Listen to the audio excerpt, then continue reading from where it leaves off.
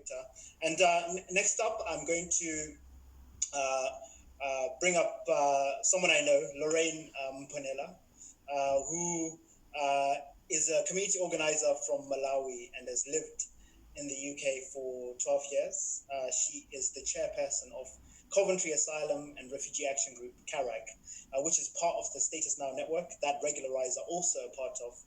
So we've been campaigning together during this pandemic, which is when we met digitally online. She's a passionate migrants' rights campaigner based in Coventry who speaks to the heart of the issues that affect undocumented migrants and understands the importance of engaging anti-racist movements on migrant justice. So, Lorraine, I will give the floor to you. Thank you. Thank you very much, Munya. And thanks to the first two speakers. And I'm so sorry, Victor, for your experiences. How apt it is that on Eventbrite page for this event, we had an image of Frederick Douglass, the ex-slave who led the revolutionary against slavery. And what did Frederick Douglass say about the state of things back then?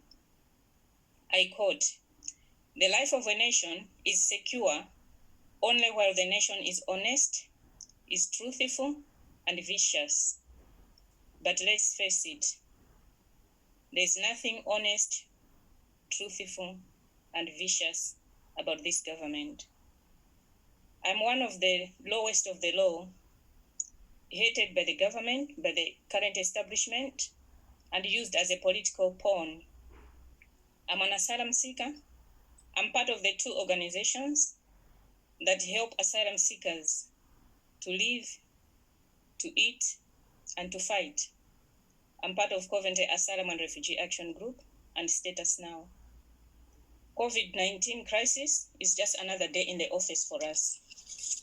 We continue not to being allowed to work, not having access to healthy care benefits. So what does this mean? It means getting £6,000 bills for giving birth where you have no income.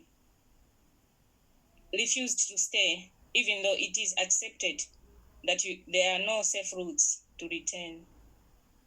Women are fighting off sexual advances for the promise of food and shelter. Just 2 days ago, I was speaking with a friend of mine when I asked him about what has been the highlight for the year 2020. He said, and I'll just read what he said. "This year for me has been good and bad, but mostly good compared to 2019. Bad because we have lost people from the virus, which is sad. But for people who were marginalized before the virus, we did not exist to many. Nobody cared about us living in poverty, living in terrible conditions. I remember this time of the year last year, we were wandering around in the freezing cold. But this year, everything has changed. We have our own place at least.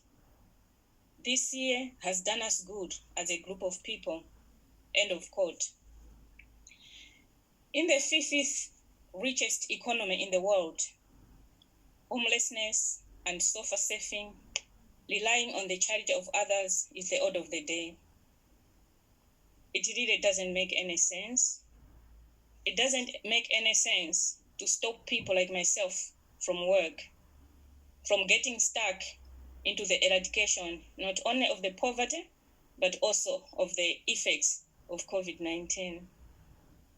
CARAG, which is Coventry Asylum and Refugee Action Group, has been campaigning against all racial injustices. We have led Black Lives Matter protests.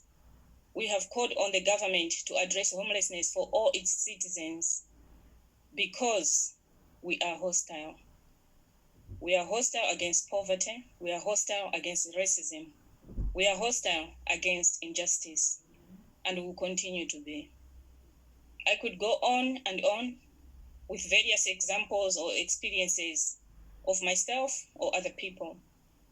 But what I'm trying to say to you is the people who are stuck in the so-called broken asylum and immigration system to borrow from Priti Patel's own language.